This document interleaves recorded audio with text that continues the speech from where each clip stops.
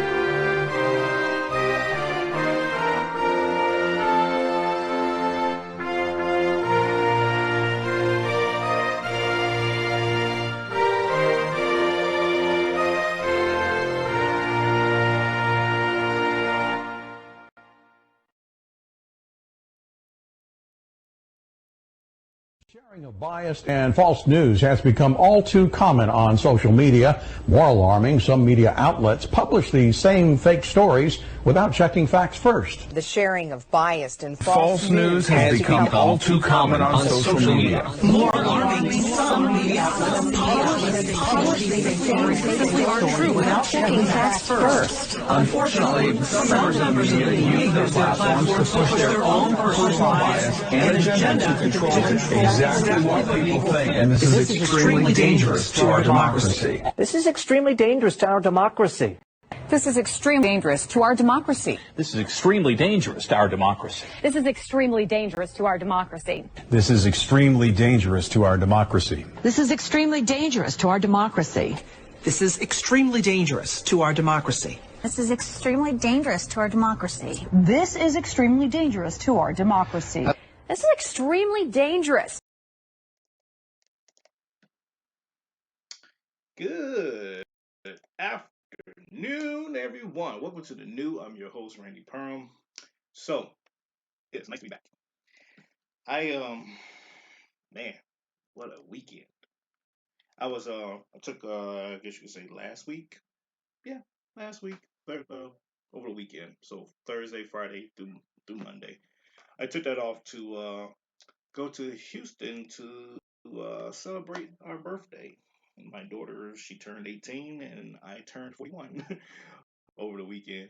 And so we was down in Houston, just relaxing, just kind of getting away from society in a sense, although we was still immersed in society. But you get the point. We kind of did a staycation down there. It was interesting. But before I get into all that, I want to say happy Fantastic Friday. It's also RED Friday. I finally got a shirt to represent that. Oh my God, it's been like a nightmare trying to find this thing. But outside of ordering it, but I didn't want to order it, but you know what I mean. But anyway, I want to salute all the men and women who are serving our nation around the world away from home. Thank you for your commitment, sacrifices, and service to our nation and keeping us free and our liberties intact.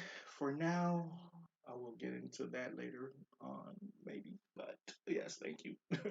But back to Houston. So Houston was quite interesting this weekend. There was a lot of things going on down there that kind of, I guess you could say, were not normal for Houston that particular weekend. So it kind of took caught a few people off guard. There was a couple of like little miniature festivals going on and what have you, but the homeless population there, they were a little bit more, I guess you could say, rambunctious this weekend. They were quite invasive, if you will. I guess they kind of figured, there's a lot of people down here with money and are obviously out of towners, and so they just felt like it was okay to harass them out of the normalcy of their harassing people every day on the streets. So I say that because I was sitting in a kind of like a smoking area of the hotel there, smoking a cigar, having a drink one night, and this homeless lady, a homeless guy rather. I'm gonna get to the lady part later. This homeless guy walks up and he just leans on the fence and he just stares at me and I stare back at him and I'm just like whatever, and I was playing Candy Crush. And then he said, "Hey, can I get a cigarette?" I was like, "I just want a cigar." "Can I get a cigar?" I was like, "No." And he to call me a few names and he walked off. Security came out and told him to stay away from the property or whatever else. I was like, he's fine. It's whatever. I don't care. But the next day, April, she was sitting out there with me because we was getting ready to go somewhere else. So I went to go pull the car around. So when I went to go get the car, a woman, presumably homeless, walks up, comes into the gated area because it is kind of like an open gate, so you can just walk in there. But she walks in there. She walks to the pillar like that's literally like 3 feet from where April was sitting, and she cops a squat and takes and pees right there and was like, "Excuse me, excuse me." And April proceeds to go off on this lady. As I pull up, she's like, "Tell me what happened." I'm just dying rolling because I found it just so hilarious. And so the security guard came out again, and April told him what happened. And the lady was just literally not even 200 yards away from us, and he like hauls ass to go chase her down, and I don't know what happened from there, but I just found it kind of quite funny. So, but anyways, that was Houston, beautiful city, beautiful city. I never got a chance to get down to Houston like that, so took the opportunity to kind of peruse around the city there. We had dinner with some friends. They made me a birthday dinner there. We had a great time. Um, did that and came back and I'm still recuperating. I started my next class, my master's, this week also. So upon coming home on Monday, immediately came in and checked into class, and it's an interesting class so far. I think it's like maybe one other student. I think it's a total of 3 students in the class, so this should be interesting. But we'll see how that goes. But we did have a good time down there, meeting the other people, talking to the staff there, just kind of like getting background information, history type of thing, with how long they've been there or how long they've been working at the hotel. Beautiful hotel we stayed at. It's Hilton Americas, Houston. So we stayed at, and I send a shout out and salute to the staff there. They were exceptionally incredible and accommodating, and I want to personally thank each and every one of them as I did when we were there. But once again, to send my thanks to the staff there for being accommodating and very very helpful to us during our stay there. Um, but moving right along, because actually I'm gonna go to commercial break real quick. Be right back. But yeah, we're gonna get into some stuff today. So stay tuned.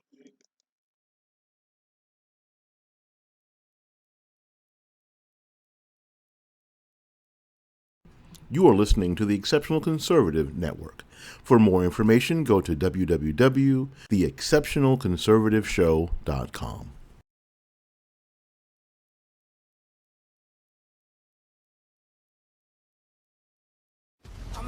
Put your hands together.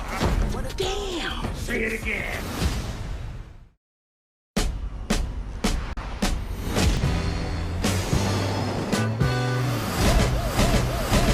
I'm back. Hey! What you doing back here? Mufasa! Say it again. Feel right in his... I've just discovered that I may have a son here in this land. How much child support she getting from? The king pays no child support. No child support for 30 years and you came back? You was a dummy! Hello, I am Hakim Jaffer, king of Zamunda. You are the heir to the throne. Yes, my son. He's supposed to be like the prince of Wakanda. Wakanda is a fictional place. Not to everybody. Zamunda is a very real nation. I don't need no handout. Wait a minute. All right, I'm gonna pack. Okay, baby. Presenting King Akeem's son from America. And my mom's. And his mom's. Children, this is your brother. Hey, Quay. I'm sorry I slept with your man. This happened before we even met. It's not like you're the first man I've ever been with. What did you just say about the other men? Coming to America, now it's coming to me. I always thought that Mika was going to be queen. A woman isn't allowed to rule Zamunda. It's the law. Did it ever occur to you that Mika wanted to be your heir? Would you dare banish me from my own bedroom?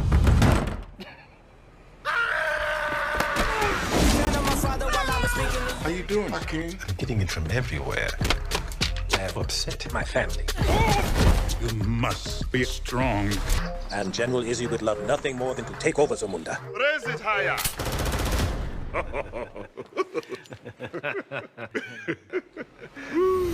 I'm a king, Put your hands together. I like that. Say it again. Give me all. It's a party over here. I must admit, your style is foreign to my kingdom, but is impressive. That's right. There you go. Let me hear you say, hey, ho. Hey, ho! No, don't do that. That's his mother. Oh, don't you say that. No, not to his mother. I'm a king, I'm a king, I'm a king. Almost ready to become a prince. Almost. It is time. Ceremonial circumcision. Bring forward the royal machete. Machete? They're gonna sharpen you too, nephew.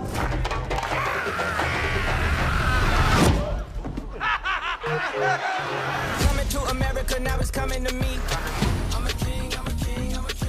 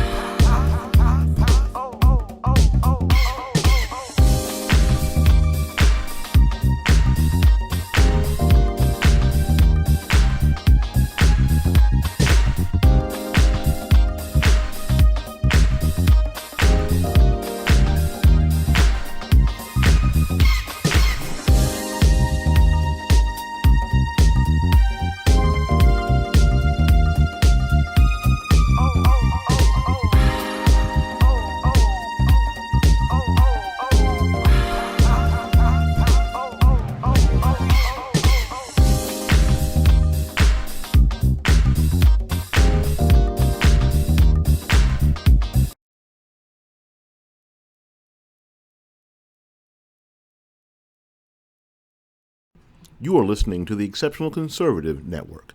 For more information, go to www.theexceptionalconservativeshow.com. Hey, welcome back. So, CPAC experienced a buzz over the weekend, apparently, or over throughout the week, I should say.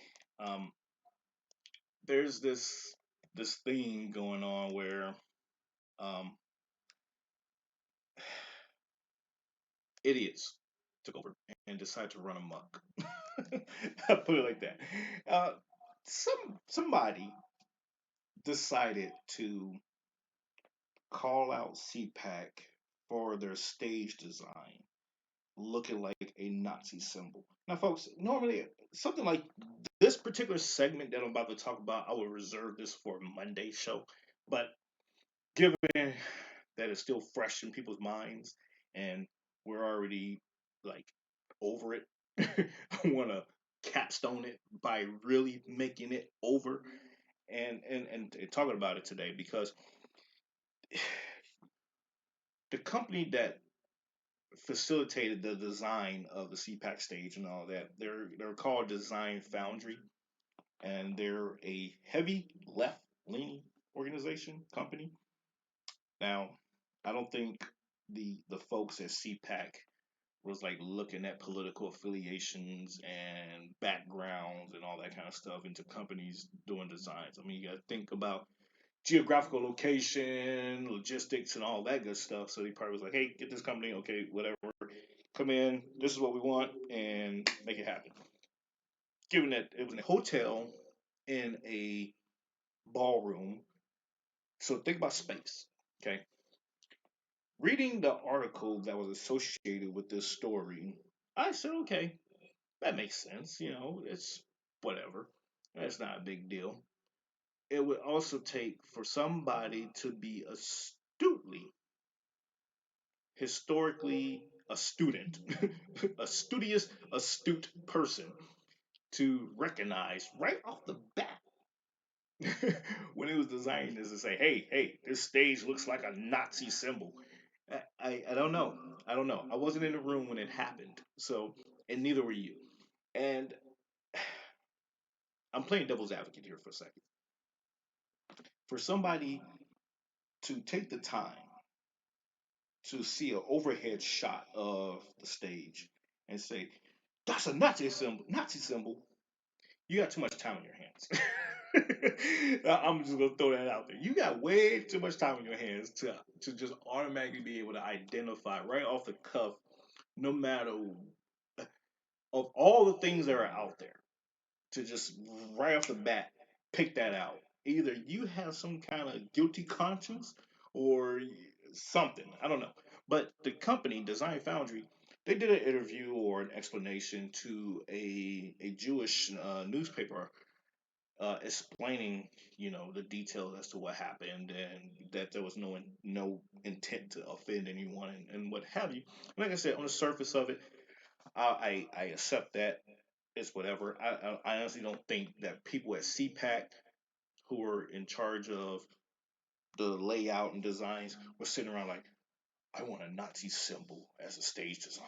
I just honestly, I can't see that.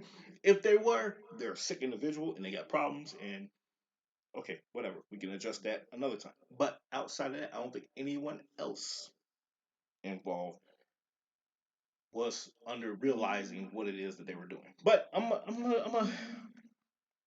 gonna just show you here what I mean.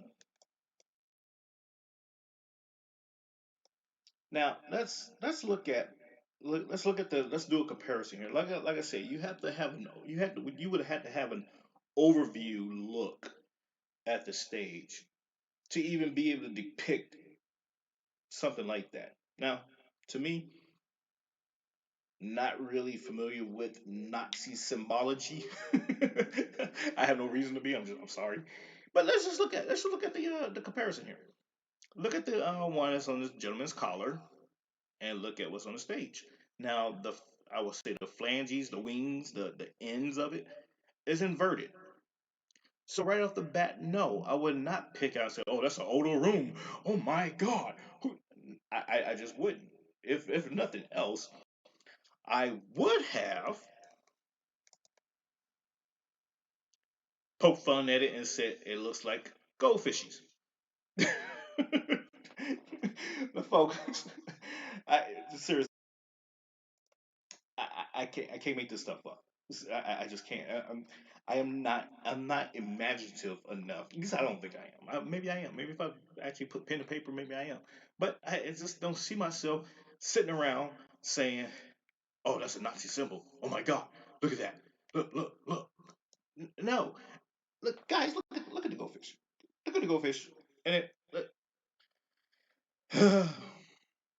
goldfish. Okay,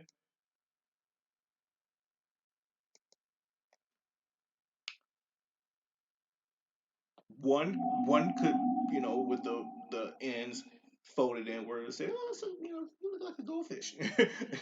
Maybe, I don't know. You would have to have a stretch of imagination to do that. But is it that serious? Like, honestly, is it really that serious? I don't think it is. So for people to get bent out of shape about this and turn this into a nothing burger. That's because that's literally what that is. I'm stealing from Van Jones there. CNN, thank you very much for that word.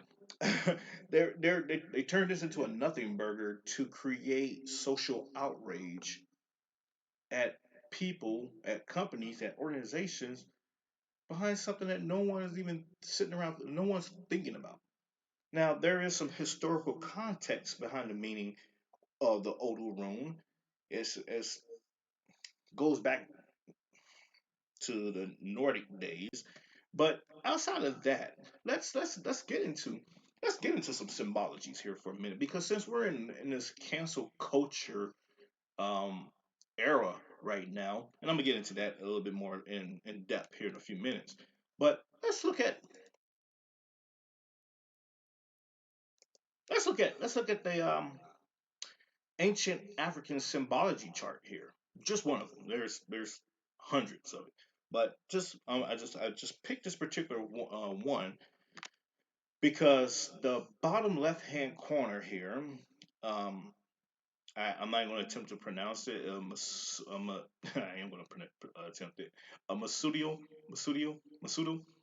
which is the what we know today as the Iron Cross symbol, that which removes evil, saintly good fortune.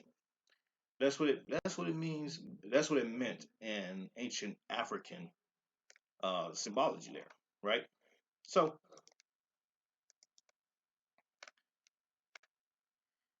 in today's era, or I should say in the 1930s, 40s, during the reign of Nazi Germany, they too utilized a similar cross looking feature as their as is known as the Iron Cross.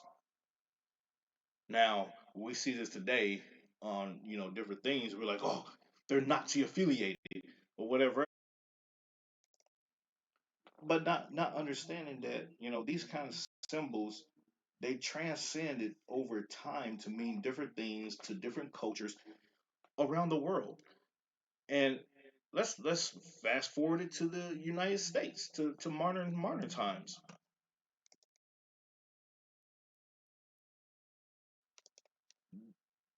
This here is another depiction of the Iron Cross, but this is actually for the military, the U.S. military. This represents a sharpshooter badge, marksman particularly. So the classifications for in which when you go to the range and you shoot targets and what have you, you go into a what we call qualification tabs, and this one here is a marksman, a person who could barely shoot, in other words. And then this is the sharpshooter, the next level up in that category. So one who is sitting around bored, because that's what that you're sitting around bored looking at symbols and then trying to equate them to things, trying and saying, oh, that means this. Oh my God, they're horrible people. Come on, like seriously, I can see your point if they're utilizing that symbol and they were representing and displaying hate and everything else. But just because a person has a symbol of something does not necessitate or equal that it's a symbol of hate. Because as we just saw here just now, there are many symbols that can mean anything to anybody. Like just think about it. Look at this, folks. Get to it here.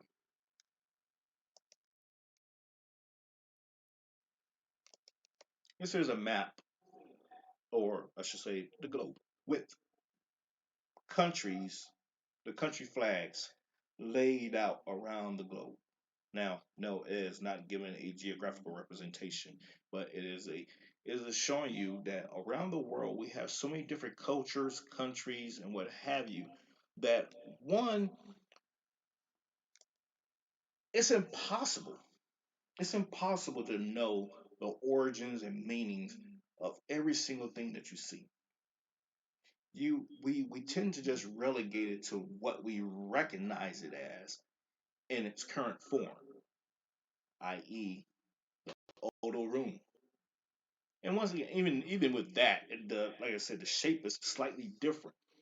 So you have to stretch your imagination to equate it to that. You could have said, "Hey, that looks like a goldfish," and and kept it moving. But no. somebody wanted to create outrage and say, "Oh, that's an odor room," and blah blah blah, and look at this, and you're doing too much. You really are. There are so many countries with their products, services, what have you, that have logos that they extrapolated from something of ancient times. They may tweaked it around a little bit so it's not obviously recognizable. They may have added different color schemes to it and what have you. Let's take, for example, Disney. Disney has many historical symbologies within their characters, their films, and what have you, that were taken from ancient times, even recent times. And then you look into the world of pedophilia, a lot of those similar, actually the exact same symbols that are utilized in Disney are representations or communication symbols within the pedophilia world. That will be a whole nother show, ladies and gentlemen. But I'm just letting you know that cancel culture needs to be careful because you're gonna get into the to the point of you're gonna cancel or you're gonna call for the cancellation of something, and it's gonna bite you. You're just gonna look stupid, just like with this situation. And so that's yeah. I'm gonna pray for you all. Hey, we'll be right back. We're gonna jump to a quick commercial break. You are listening to the Exceptional Conservative Network. For more information, go to www.theexceptionalconservativeshow.com. Americans owe $1.57 trillion in student debt. Will the rising trade tensions between the U.S. and China just keep pushing these markets lower? Underemployment among recent college grads is actually worse today than it was in the early 2000s. Saving for retirement. What's the magic number? It's not easy to ignore the financial problems we have today. Crippling student loan debt, not enough income, living worse than paycheck to paycheck, and GoFundMe pages for life's emergencies. Worse is having nothing much to financially show for. In retirement, not a chance. Everyone talks about it, yet very few bring financial solutions to solve it. Until now. The champ is here! The champ is here! The champ is here! The champ is here! The champ is here! One company dares to dream bigger and do the impossible. One company pushes the limits of the status quo. One company stands above the rest and redefining an entire industry. We are PHP Agency. While teaching the basics of entrepreneurship, PHP Agency is equipping agents with a step-by-step blueprint. Tracking, reporting, and accountability are key factors to business development. PHP Agency is attracting the leading companies in the insurance industry and drawing major attention from major influencers. The care with which PHP treats every single consumer. PHP is different in the sense that you know that the people working at the company, from the CEO to individual agents, truly care about their customers. PHP teaches the rules of the money game to a multicultural demographic that has been overlooked and underserved. Most have never been exposed to what entrepreneurship can do for the typical family. PHP of competition and attention to personal development accelerates one's success. With the top compensation package in the marketplace for entrepreneurial agency builders, PHP is ushering a new era of multicultural and diverse agents. Like world travel, PHP Agency awards top performers on exotic trips to create lifelong experiences. There's a reason why the rich get richer and the poor get poorer. PHP Agency is helping those take a stand and stop generational poverty by impacting those overlooked and underserved. PHP is more than just an insurance marketing organization. It's a mission, a cause, and a crusade.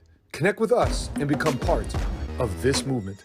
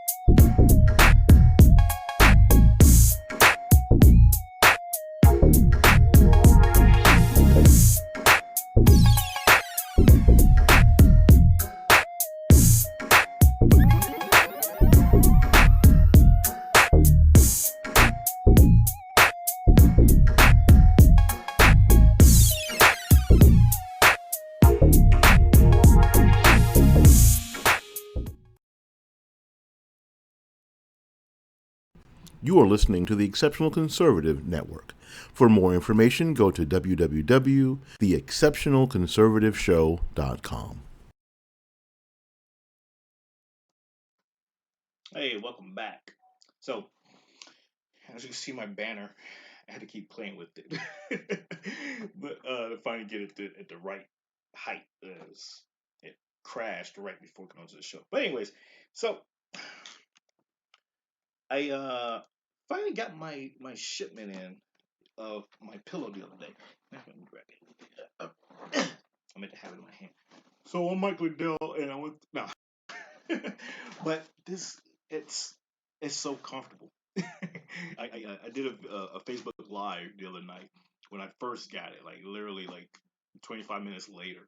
I put in it was rolled up flat. I mean, you can see how big this thing is, right? It was flat, like that thick, and it was rolled up about yay wide. And so you had to put in the dryer for 15 minutes so it can inflate. And oh my god, it was like so comfortable. Like I have this like little twinge in my neck from for years now, a couple years. And oh, and the sheet, the cup, the casing, oh, so soft and smooth. It's like silk, but not silk. It's weird. That Giza Dream Sheet stuff that he's talking about. Yeah, it's amazing. But I have this twinge in my neck, and it's been there for a couple years now. And it makes sleeping difficult. So I have to have a lot of pillows or firm pillows to kind of support my neck.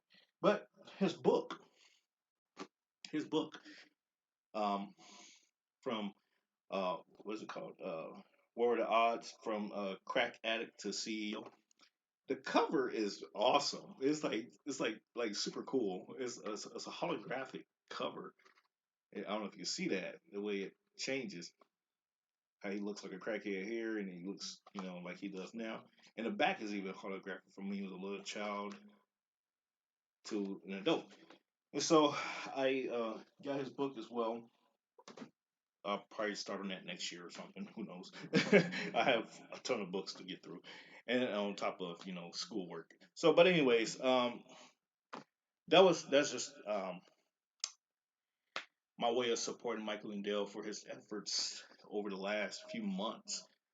You can go to mypillow.com, use the promo code. The highest one that I've seen so far, as far as promo codes, is from Dinesh D'Souza. It's just put in the promo code Dinesh, Dinesh, and you'll get about 60% off. So that's the one I use. Like I said, it's the highest one that I was able to find, but totally worth it. Totally worth it. But cancel culture. In connection to my pillow, all these companies that cancel his contracts and stuff like that. So a lot of people are going directly to his company and other companies to get the things that they want versus going through these left wing modes of transportation, if you will, to get their products. Cutting the middleman out. And that's exactly what I did. I went directly to the company. Normally, if I had ordered it through Walmart or Amazon or something like that. But I said, you know what? Let me put the money directly into his pockets by ordering directly through the company and getting and supporting our fellow compadres in combat. So, but cancel culture is now on the attack with Dr. Seuss, but not really. So I'm gonna clarify something because I had to dig into the story this week to get an understanding of what was actually going on. So everybody knows Dr. Seuss, Green Eggs and Ham, Sam I Am, all that good stuff, right?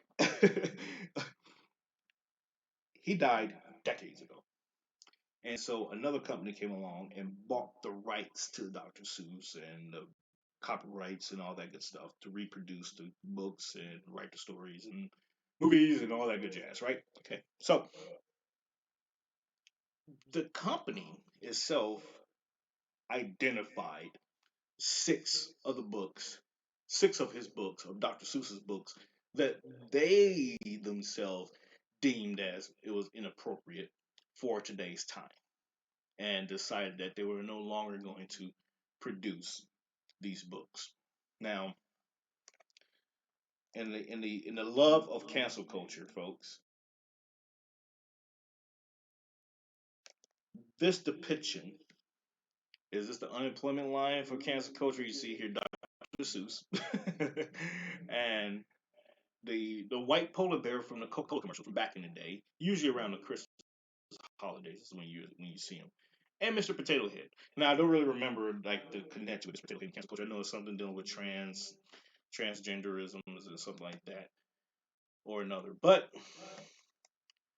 this that that there should tell you something, that people today are looking back through history to traditions, to things that were culture or that are considered cultural norms, and they're like, oh nope, that offends me now, and they want to say, we need to get rid of it. We need to stop, advocating this. We need to stop promoting this stuff because it's offensive now.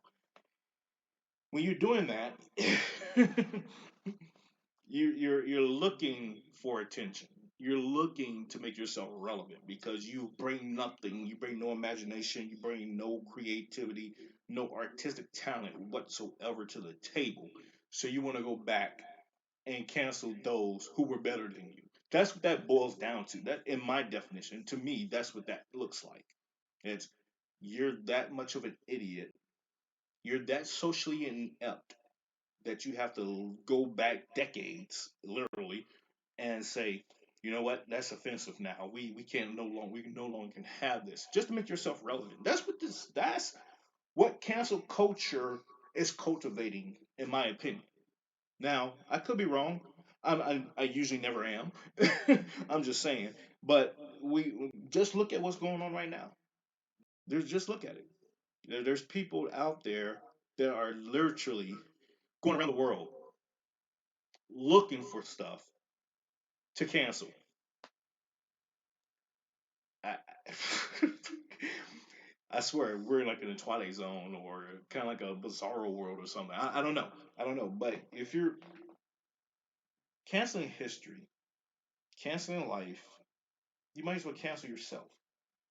because at some point in time, you too have done something through your history that is now considered offensive. So if we want to go down this path of canceling everything, let's cancel ourselves. I know for sure I offended people over the years. I still do to this day. Right now, I'm offending you probably. I don't give a damn. You'll be alright. Build a bridge, get over it. But no, seriously, if if cancel culture is that serious, then they too should be canceled. Because if you look at what's going on right now, when you're attacking a polar bear, people probably don't even know the history behind why the polar bear was chosen as a Coca-Cola commercial prop in the first place. But okay, it was to raise awareness for polar bears. But all right. It's like, what the hell? Why am I talking about this? It's like, seriously, Mr. Potato Head. Like, what is it? What did Mr. Potato Head do to you? Like, come on, for real? Like, all right. But anyways, um, let's go to the Bible for a minute, folks. Jesus Christ. Yeah, literally. I have to resort to Jesus Christ right now because you people are true. But let's Colossians chapter 3, verse 11. Woo! Where are we? Chapter 3, verse 11. Okay. Where there is neither Greek nor Jew, circumcision nor circumcision, barbarian, Scythian, bond nor free, but Christ is all and in all. Now, you're probably saying, okay, that's nice. What does that mean? No matter where we are, no matter who we are, I should say, no matter where we are and who we are in society, we all have differences. We all have different backgrounds, different experiences, different skin tones, ethnicities, what have you. And for people to try to dominate the culture scene by conveying or pushing a narrative of what is offensive, what is not offensive to them, and making that the mainstream is offensive in itself. If we're going to be in a society of inclusivity, acceptance, and everything else, then we should be able to garner and appreciate those cultural differences that we see out there and understand them. It goes back to one of the seven habits principles by Stephen Covey. Seek first to understand, then be understood. And when we do that, we seek less to offend than to be offended. And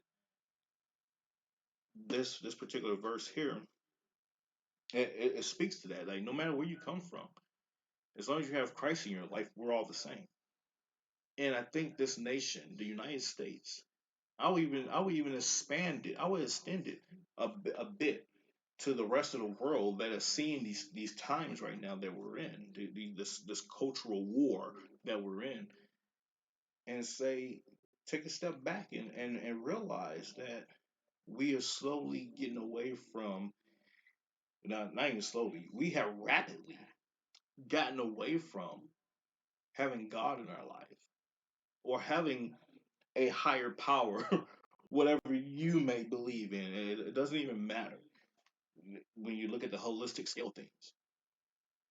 Just removing that higher power out of your life, removing that reverence of understanding, structure, deference. When you remove all of that, this is what we see is this chaos, is this attack on each other and everything else. The times that we're in right now are at biblical proportions. And I'm gonna go to Revelations chapter 7, verse 9, that also talks about, you know, these times that we're in right now. And I was looking at this stuff last night, and I was just like, my God. So in Revelations chapter 7, it talks about the different tribes and how in each tribe there was 12,000 and they were sealed and what have you. Okay, I'm not going to get into a Bible discussion or a Bible study right now with you, but I just wanted to kind of like highlight a couple of things. And in chapter 7, verse 9, after this I beheld, and lo, a great multitude, which no man could number, of all nations and kindreds and people and tongues, stood before the throne and before the Lamb, clothed with white robes and psalms in their hands. When the day comes that Jesus returns,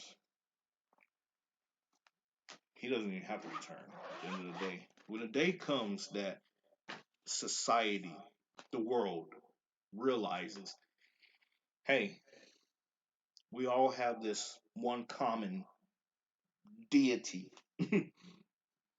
Let us come together and worship, praise him. No matter what language you speak, he understands it. I may not understand what you're saying,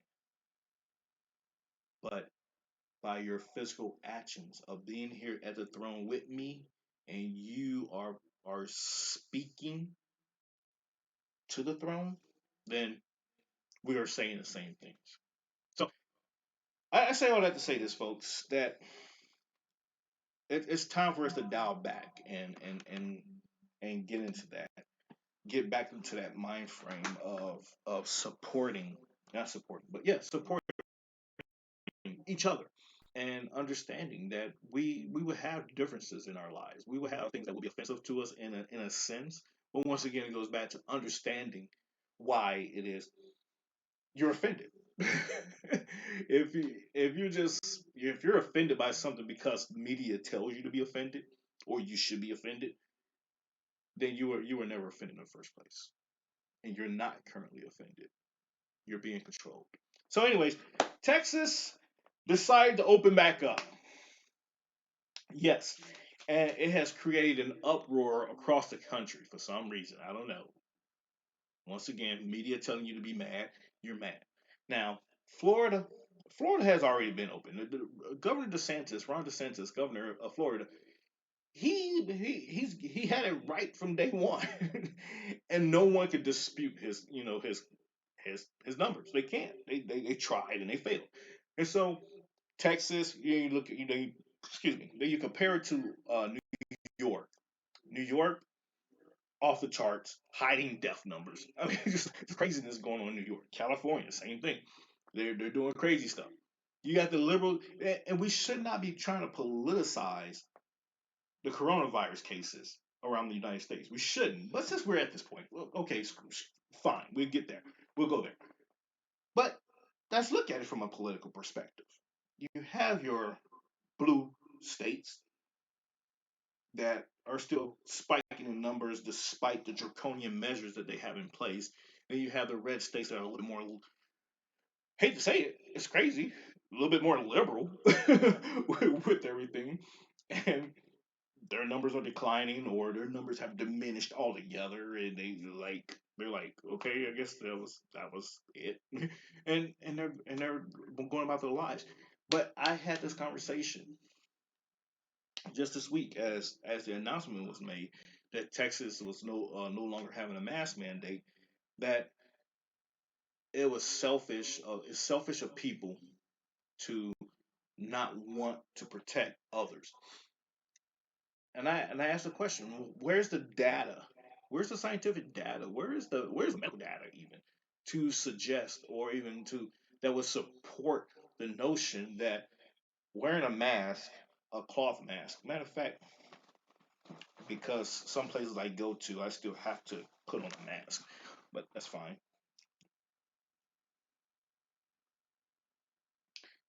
Where does it say that this mask, me wearing it, is going to prevent you from getting anything? Where does it say that by you wearing a mask is going to prevent me from getting anything? It doesn't.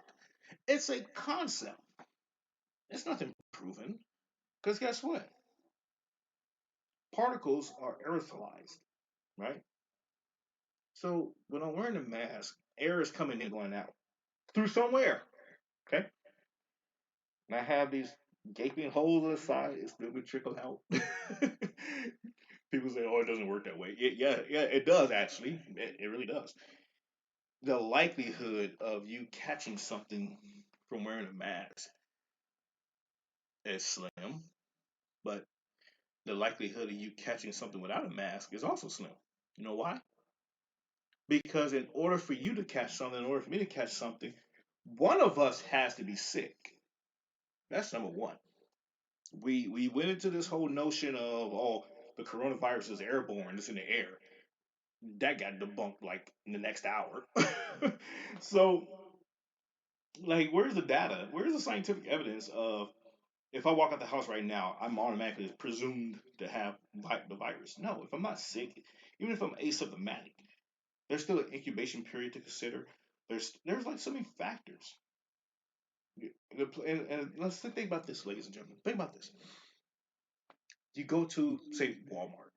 You go to wherever. You go to a restaurant. You go to the gas station. If a person had a virus, or was sick, did anybody clean down that station that you are now embarking on? No. You wasn't around that person when they was wearing their mask, or you may not be wearing a mask at all, or you are, and gloves, but you still go to handle the same things that they were handling. Transfer of the virus is now on that particular item, door handle, gas pump, whatever. You pick it up and you get it. Because although you're wearing the gloves, you're still touching other things, and then eventually you take it off, or you take your mask off, or you get back in your car because you feel safe. You got the virus now. Come on, folks. Let's use common sense here. But hey, whatever.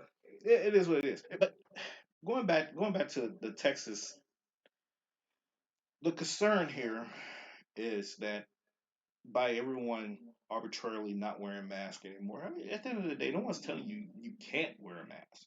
They're just saying it's not mandatory for you to wear a mask. So if you feel like you don't want to wear a mask anymore, don't.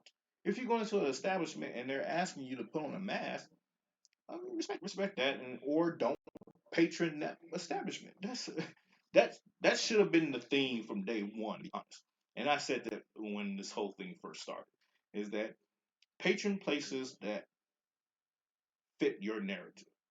You know, I got it. You have to go to some places and you have to abide by the rules and whatever else. I got that. I do too. Okay, fine. But all in all, as soon as I leave that establishment, back in my pocket, keep it moving. People on the streets, "You don't wear a mask." I'm like, they're like, "You asshole." So I mean, I don't care. But I'm gonna drill it down like this for you. Also,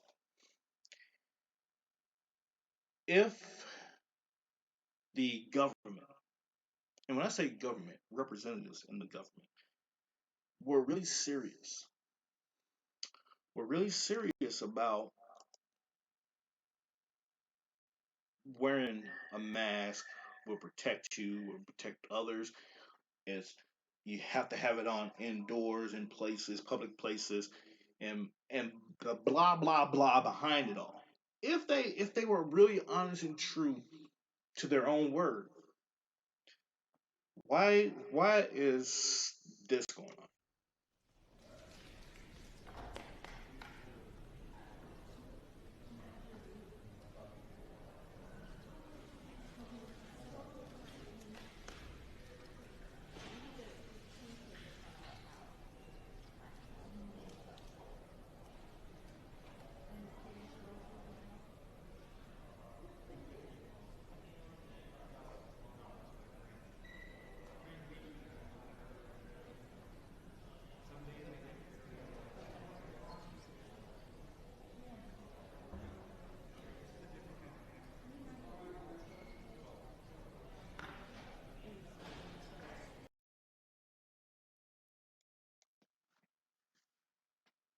you